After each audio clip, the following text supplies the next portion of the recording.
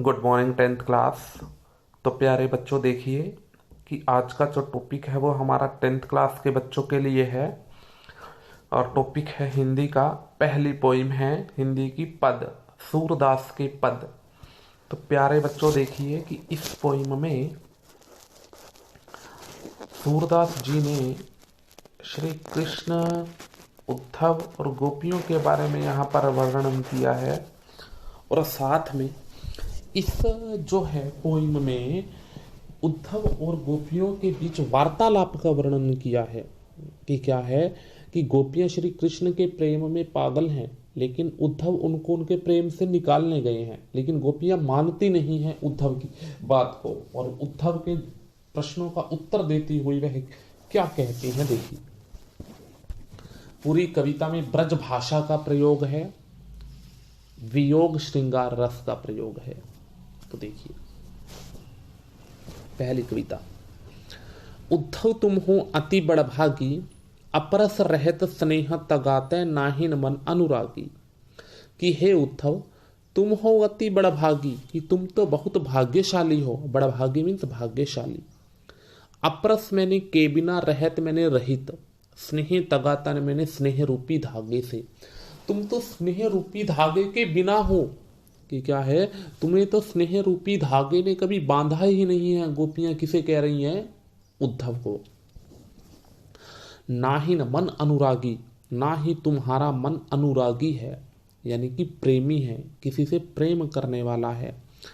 पुर इनी पात रहत जल भीतर। पुर इनी मतलब कमल, और पात मैंने पत्ता। जिस प्रकार कमल या कमल का पत्ता कहाँ पर रहता है? जल के भीतर रहता है। तारस देह न दागी, दागी का मतलब कलंकित कर सकती, रस का मतलब यहाँ पर पानी है। परंतु जो तालाब का पानी है उस कमल के पत्ते को स्पर्श भी नहीं कर पाता।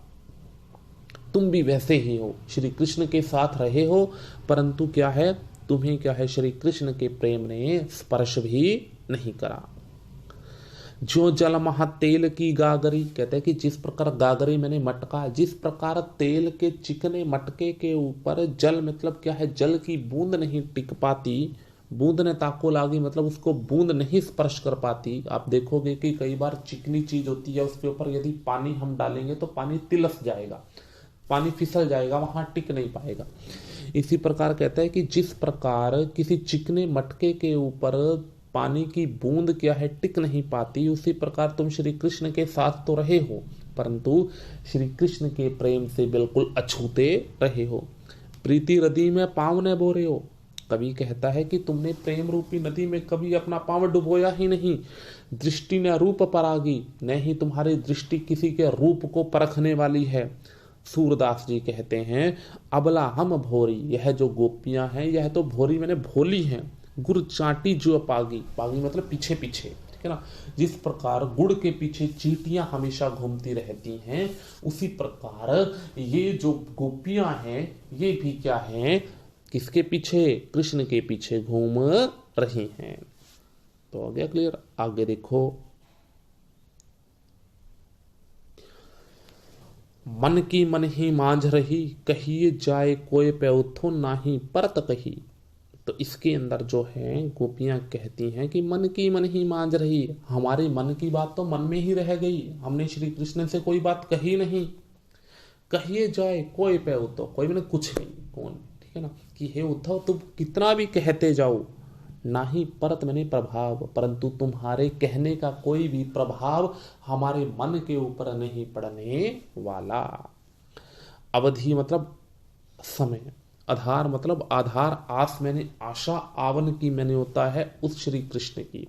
तो इसके अंदर क्या है, कवि कहते हैं कि गोपियों को एक क्या है, आशा थी, और वही आशा ही उनके जीवन का आधार थी कि किसी समय कौन आएंगे, श्री कृष्ण आएंगे।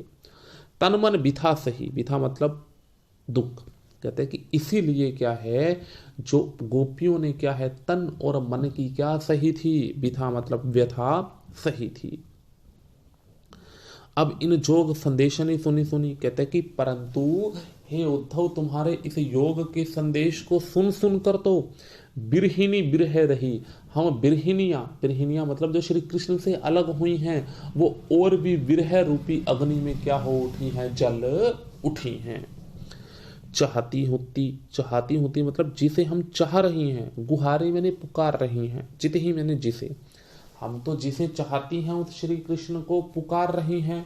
उतते धार बही, उत्तर मतलब दूसरी तरफ, परंतु दूसरी तरफ तुम किसकी धार बहा रहे हो, उस योग की संदेश की धारा को क्यों बहा रहे हो। सूरदास जी कहते हैं अब धीर धरी क्यों, कहते कि अब ये गोपियां क्यों धीर धारण करें, क्यों धैर्य धारण करें, मर जाता न लही, क्योंकि इन्होंने क्या है सभी मर्यादाओं को क्या कर दिया है, लांघ दिया है श्री कृष्ण के प्रेम में। हो गया।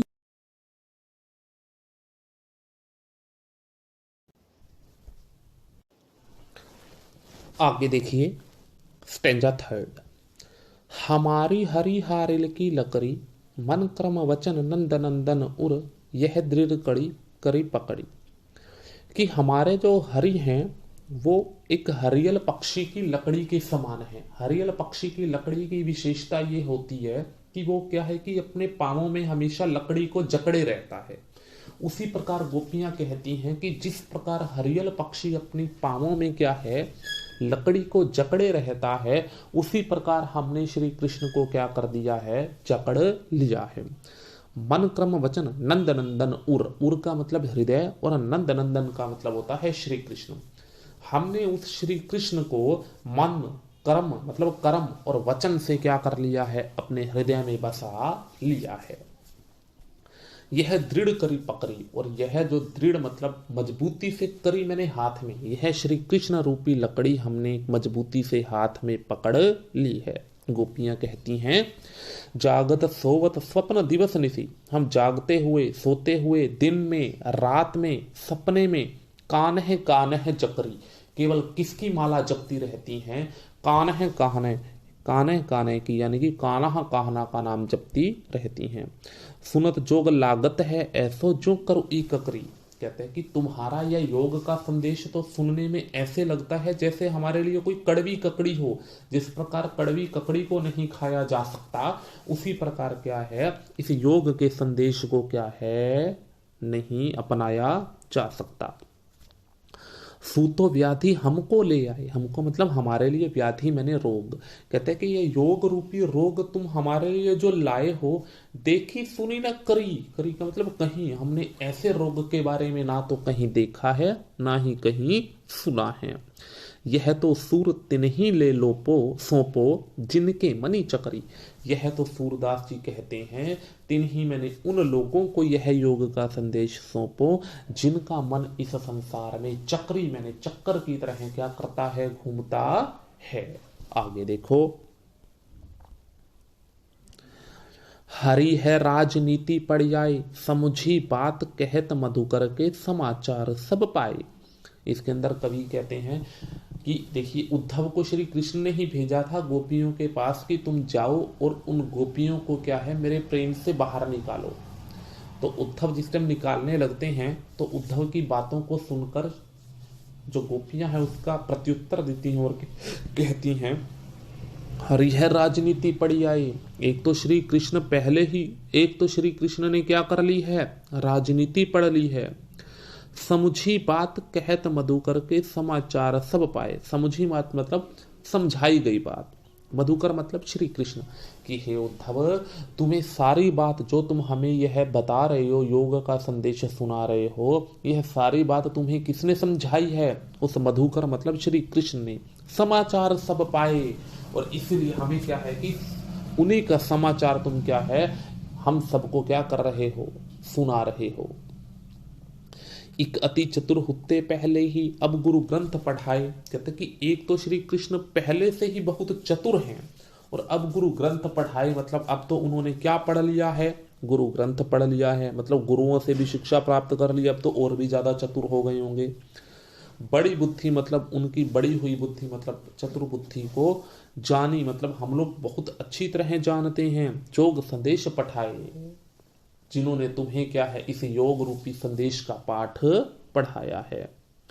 उद्धव कहते हैं कि हे उद्धव, भले लोग आगे के, कहते हैं कि तुम्हारे जैसे जो भले लोग हैं आगे के, मैंने जो आगे जो दूसरे लोग हैं उन लोगों के लिए हित, मैंने कल्याण के लिए डोलत जाए, मैंने घूमते जाते हैं, ठीक है ना, कि तुम्हारे जैसे भले लोग हे उद्धव दूसरों के कल्याण के लिए ही आगे पीछे घूमते हुए अच्छे लगते हैं। हम जैसी प्रेमिकाओं को यहाँ पर क्या है, तुम्हारे योग के संदेश की आवश्यकता नहीं है। अब अपने मन फेर पाइए चलत जो होते चुराए, कहते हैं कि अब हमने, श्री गोपियां कहती हैं, उस क्या है प्रेम को, उस मन को दोबारा प्राप्त कर लिया है, चलते चलते जो श्री कृष्ण ने चुरा लिया था। ते क्यों अनीति करें आपुन, कहते कि वे श्री कृष्ण अपने लोगों से अनीति मतलब अन्याय क्यों कर रहे हैं, जे और अनीति छुड़ाए, जो दूसरों को तो अन्याय से छुड़ाते हैं, परंतु अपनी प्रेमिकाएं जो गोपियां हैं उनसे क्या कर रहे हैं, वो अन्याय कर रहे हैं। राजधर्म तो यही सूर जो प्रजा ने जाही सताए, तो सूरदास जी कहते हैं राजा का धर्म तो वही होता है जो प्रजा को किसी भी प्रकार से क्या है सताता नहीं है, उनको हमेशा क्या रखता है, प्रजा को खुश रखता है। तो ये 4 स्टेंजा अच्छी तरह सुनना, लर्न करना, इसकी एक्सरसाइज आपको नोटबुक में करवाई जा चुकी है, याद करना। जिन बच्चों ने नहीं की उन बच्चों के लिए आप लोगों के ग्रुप में भेज दी जाएगी। Thank you. आज के लिए इतना काफ़ी है। फर्स्ट पोइम को अच्छी तरह लर्न करना।